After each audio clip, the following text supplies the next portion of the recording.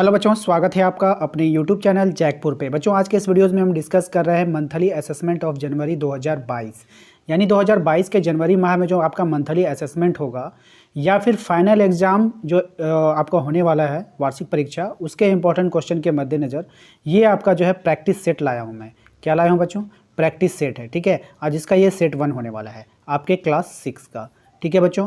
तो वीडियो काफ़ी इंपॉर्टेंट होने वाला है। वीडियो में शुरू से लेकर अंत तक आपको बने रहना है। यदि आप हमारे चैनल पे पहली बार आए तो चैनल को सब्सक्राइब कर लीजिए, घंटी के बेल आइकन को दबा दीजिए अगली वीडियो के नोटिफिकेशन के लिए। तो आज के इस वीडियो में सबसे पहले हम लोगों ने हिंदी का लिया है और इसमें विलोम शब्द को लिया है। तो बच्चों, ये जो है आपका प्रैक्टिस सेट है, आप इसमें प्रैक्टिस करेंगे और ये काफ़ी हेल्पफुल होगा आपके आने वाले क्लास के लिए या फिर आपके आने वाले एग्ज़ाम के लिए भी, ठीक है बच्चों। तो आप देख पा रहे हैं यहाँ पर हमने कुछ विलोम शब्द लिखा है, आप इसे देख पा रहे हैं अपने स्क्रीन पे। सबसे पहले हम लोग बच्चों लिए हैं अनुकूल। अनुकूल का बच्चों क्या होता है? प्रतिकूल, ठीक है। साक्षर का होता है निरक्षर, उदार का होता है कृपण, गुण का होता है दोष, न्याय का होता है अन्याय, पाप का होगा पुण्य। इसके बाद है बच्चों चतुर। चतुर का क्या होगा बच्चों? मूर्ख होगा। धरा का क्या होगा बच्चों? गगन होगा, धरा यानी ज़मीन। उसके बाद है बच्चों शीत का ग्रीष्म, ठीक है। और इसके बाद है न्याय नया का पुराना, ठीक है। तो ये सभी वर्ड्स जो हैं बच्चों ये विलोम शब्द है। आप इन्हें अच्छे से याद कर लेंगे, काफ़ी हेल्प करेगा आपके आने वाले एग्ज़ाम के लिए, आने वाले मंथली असेसमेंट के लिए या फिर अगले क्लास में भी आपका ये काम आएगा। तो बच्चों, आप लोगों से कहना है कि ये जो है हमारा प्रैक्टिस सेट है, इसके अलावा जनवरी माह का अगर आपके पास मंथली असेसमेंट आता है तो आप हमें दिए गए नंबर पर सेंड करेंगे, ठीक है। व्हाट्सअप करेंगे अपने क्वेश्चन को ताकि हम आपके लिए जल्द से जल्द वीडियोस बनाकर अपलोड कर सकें, ठीक है बच्चों। नंबर है हमारा 979805 होगा बच्चों, ठीक है। यहाँ पर क्या है? 5 है, ठीक है। तो आपको क्या करना है बच्चों? यहाँ पर लिखना है 054010। इस नंबर पे आपको क्या करना है बच्चों? आपको जो है अपने क्वेश्चन को व्हाट्सअप कर देना है, ठीक है। ये आपका जो ऑफिशियल नंबर है जैकपुर का, आपको इस पर क्या करना है? व्हाट्सअप कर देना है। इससे होगा ये कि हम आपके लिए वो जो इससे रिलेटेड जो भी आपका क्वेश्चन होगा मंथली असेसमेंट का, उससे रिलेटेड आपके वीडियोज़ बना पाऊँगा, ठीक है बच्चों। चलिए अगले सवाल पर चलते हैं। बच्चों, अगला सवाल है हमारा क्वेश्चन आंसर है आपका, ठीक है। पहला क्वेश्चन हम लोगों ने लिया है हिंदी से और इसमें क्वेश्चन जो है आपका काफ़ी इंपॉर्टेंट सवाल है आपका। हेडमास्टर ने स्कूल में नए शिक्षक को क्यों बुलाया? हेडमास्टर जो थे स्कूल में नए शिक्षक को क्यों बुलाया? तो चलिए इसके आंसर को देख लेते हैं। तो बच्चों, इसके आंसर को आपको लिखना था, हेडमास्टर ने नए शिक्षक को स्कूल में इसलिए बुलाया क्योंकि वे एक मेहनती एवं सफल किसान थे और स्कूल के बच्चों को खेती बाड़ी की जानकारी दी जा सके, ठीक है बच्चों। तो ये रहेगा उस सवाल का आंसर। आप इसे नोट कर लेंगे अपने नोटबुक पे या फिर अपने आंसर पे, ठीक है, ताकि ये आपके आने वाले एग्ज़ाम में काम आ सके, ठीक है बच्चों। तो चलिए अगले सवाल की ओर चलेंगे। बच्चों, हमारा अगला सवाल है कि खेती बाड़ी के शिक्षक बच्चों को कहाँ ले गए और क्यों? खेती बाड़ी के जो शिक्षक थे वो बच्चों को कहाँ ले गए और क्यों ले गए? तो चलिए इसका आंसर देख लेते हैं।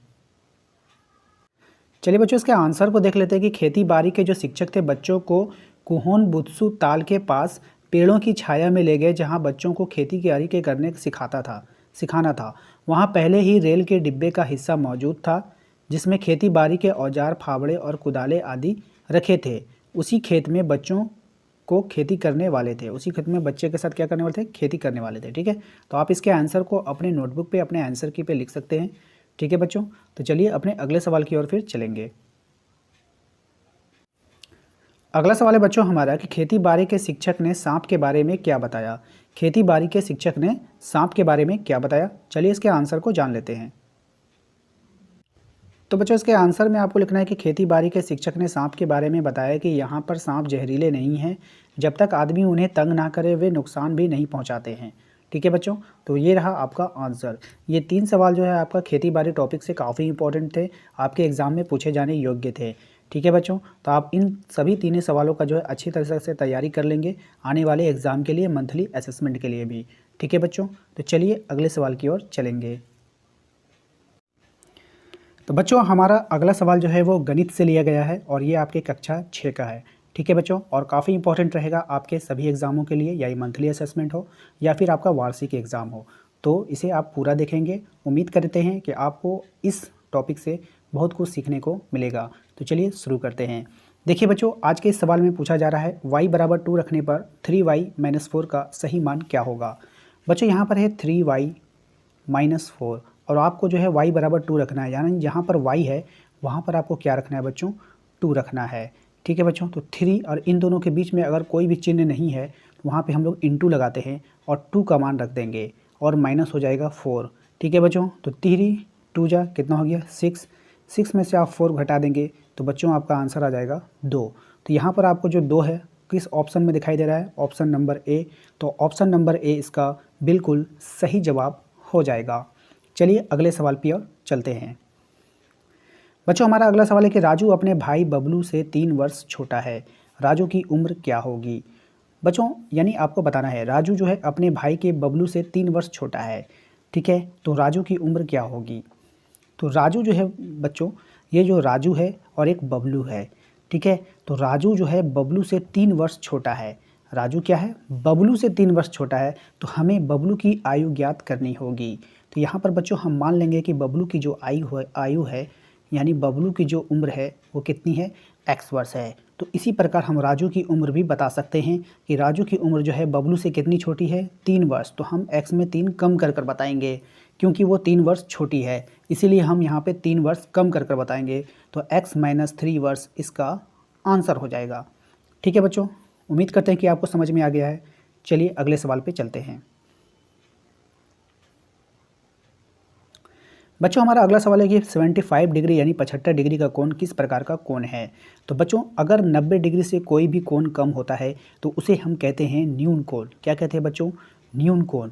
और जिस कोण का मान 90 डिग्री से अधिक होता है उसे हम कहते हैं बच्चों अधिक कोण। क्या कहते हैं बच्चों, अधिक कोण। तो यहाँ पर जो है 75 डिग्री के बारे में पूछा जा रहा है, तो ये कोण होगा आपका न्यून कोण। क्या होगा बच्चों, न्यून कोण। तो इसके आंसर में आप लिख सकते हैं बच्चों इस प्रकार से, ठीक है, न्यून कोण। ठीक है ना, तो आप इसके आंसर में लिख सकते हैं न्यून कोण। नेक्स्ट सवाल है, देखिए आपका यहाँ पे ऑप्शन भी है तो आप यहाँ ऑप्शन में मारेंगे न्यून कोण, ऑप्शन नंबर बी।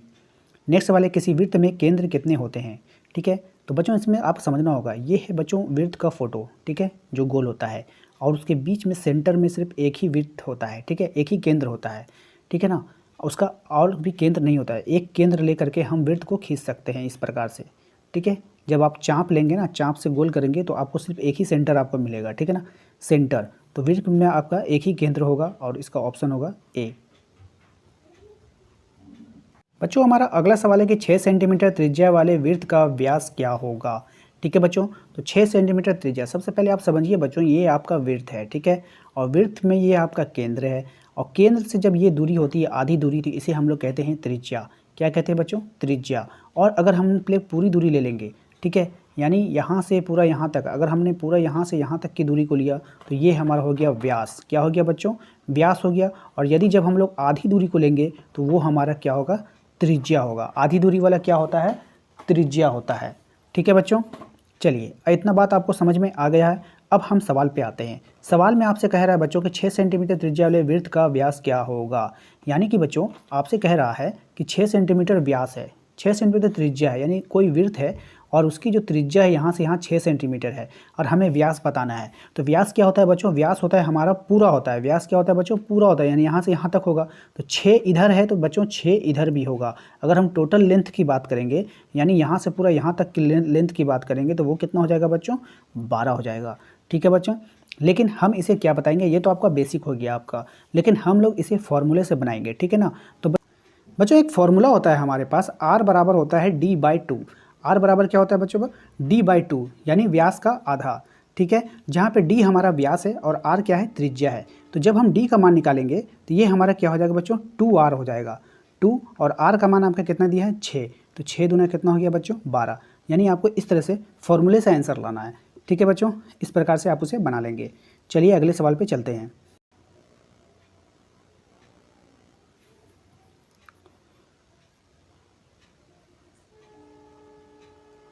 बच्चों हमारा अगला सवाल है 10 सेंटीमीटर व्यास वाले वृत्त की त्रिज्या क्या होगी। तो 10 सेंटीमीटर व्यास है आपका और उसकी त्रिज्या बताना है, यानी d बराबर कितना है, 10 सेंटीमीटर। तो हमें r बताना है। तो बच्चों r बराबर अभी हमने बताया था क्या होता है बच्चों, d/2। तो d कितना है बच्चों, 10, 10/2, यानी आंसर कितना आ जाएगा बच्चों, 5। 2 से ये 5 बार में कट जाएगा, तो पहला ऑप्शन इसका सही हो जाएगा। ठीक है बच्चों, तो आप इसे नोट कर लेंगे अपने आंसर पे। नेक्स्ट सवाल है बच्चों हमारा, यदि त्रिज्या 6 सेंटीमीटर है तो व्यास कितना होगा। ठीक है, यदि त्रिज्या 6 सेंटीमीटर है, त्रिज्या यानी आर जो है बच्चों आपका 6 सेंटीमीटर है, तो डी बताना है। तो डी कितना होता है बच्चों, आर का दुगुना होता है। ठीक है ना, तो 2r होता है, तो 2 × 6 यानी कि 12। ठीक है बच्चों, उम्मीद करते हैं कि आपको समझ में आ गया है। समझ में आया है, वीडियो अच्छा लगा है, वीडियो को लाइक कर दीजिए। चैनल पर यदि पहली बार आए हैं तो चैनल को सब्सक्राइब कर लीजिए, घंटी के बेल आइकन को दबा दीजिए अगली वीडियोज़ के नोटिफिकेशन को पाने के लिए।